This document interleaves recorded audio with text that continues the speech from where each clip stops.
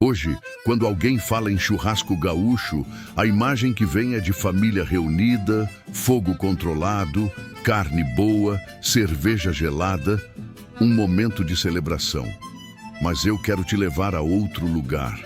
Quero te levar para o Pampa do século XVIII, para o meio do nada, para um homem sozinho ou quase, num campo sem fim, com fome de verdade, não a fome de quem esperou o almoço até a 1 da tarde, a fome de quem não sabia se ia comer hoje. É desse lugar que vem o churrasco gaúcho, não de uma tradição festiva, mas de uma necessidade brutal. E entender isso muda a forma como você olha para essa brasa acesa.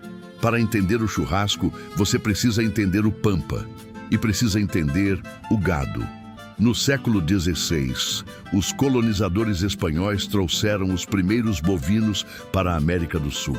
Alguns escaparam, outros foram soltos, e no Pampa gaúcho, uma planície enorme, com pasto farto e sem predadores naturais para bovinos, o gado se multiplicou de forma explosiva. No século XVII, havia milhões de cabeças de gado selvagem vagando livremente pelo que hoje é o Rio Grande do Sul, o Uruguai e a Argentina. Gado que não pertencia a ninguém. Gado que qualquer pessoa podia abater. E foi aqui que surgiu a figura do gaúcho original. Não o gaúcho da cultura folclórica de hoje, mas o gaúcho histórico, real. Um homem marginalizado, mestiço na maioria dos casos, filho de espanhol com índia ou de português com negra escravizada, que vivia fora das estruturas sociais. Sem terra, sem família fixa, sem documentos, esse homem vivia a cavalo e comia gado selvagem, não porque era sua tradição cultural, porque era o único recurso que o Pampa oferecia em abundância. De forma simples, radical, sem tempero, sem panela, sem nada além de fogo e carne. O gaúcho abatia o animal no campo, retirava os cortes que podia carregar a cavalo e assava diretamente na brasa ou em espetos improvisados com galhos e ossos. Sem sal na maioria das vezes. O sal era caro, raro, produto de comércio, sem molho, sem acompanhamento. E o que sobrava do animal? Ficava ali, no campo, porque no Pampa do século XVIII, carne não tinha valor de escassez, tinha valor de abundância. Você abatia um boi de 400 quilos, comia 10 quilos e deixava 390 para a natureza. Isso escandalizava os viajantes europeus que passavam pela região.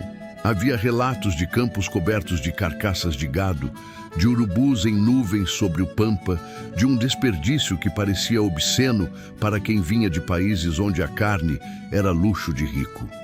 Mas para o gaúcho, não era desperdício. Era o que o contexto permitia. Você não carrega 400 quilos de carne num cavalo. O século XIX trouxe guerras constantes para o Rio Grande do Sul. A Guerra Cisplatina, a Revolução Farroupilha, a Guerra do Paraguai.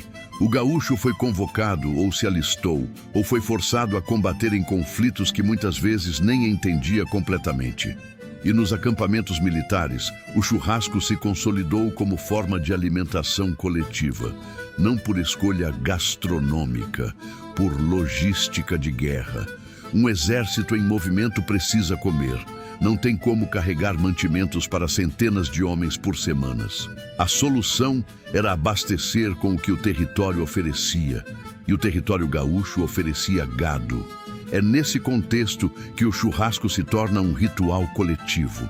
Homens que podiam morrer no dia seguinte, sentados juntos ao redor do fogo, comendo da mesma carne. A festa em torno do churrasco foi construída na sombra da guerra. O churrasco foi inventado pelos gaúchos pobres, mestiços e sem terra.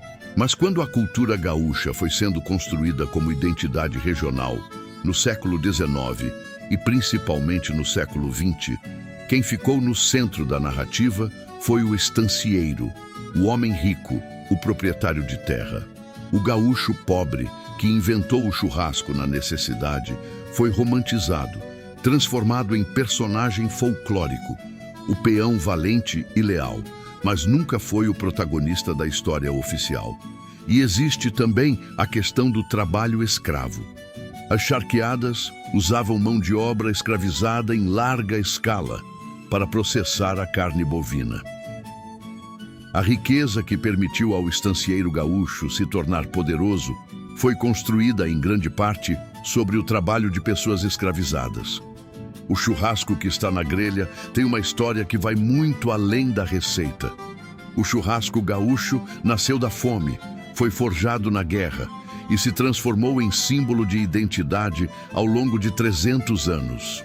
Mas por baixo dessa tradição que todo gaúcho defende com orgulho, existe a memória de homens sem nome que abatiam gado no campo com uma faca e comiam com as mãos, sem saber se amanhã teriam o mesmo. Existe o trabalho dos escravizados nas charqueadas. Existe o soldado que assava carne à noite antes de uma batalha da qual poderia não voltar. E existe uma cultura que tomou essas histórias de pobreza, de guerra, de sobrevivência e as transformou em celebração, o que é ao mesmo tempo lindo e conveniente. Da próxima vez que você estiver na frente de uma grelha ou de um espeto, lembre-se disso.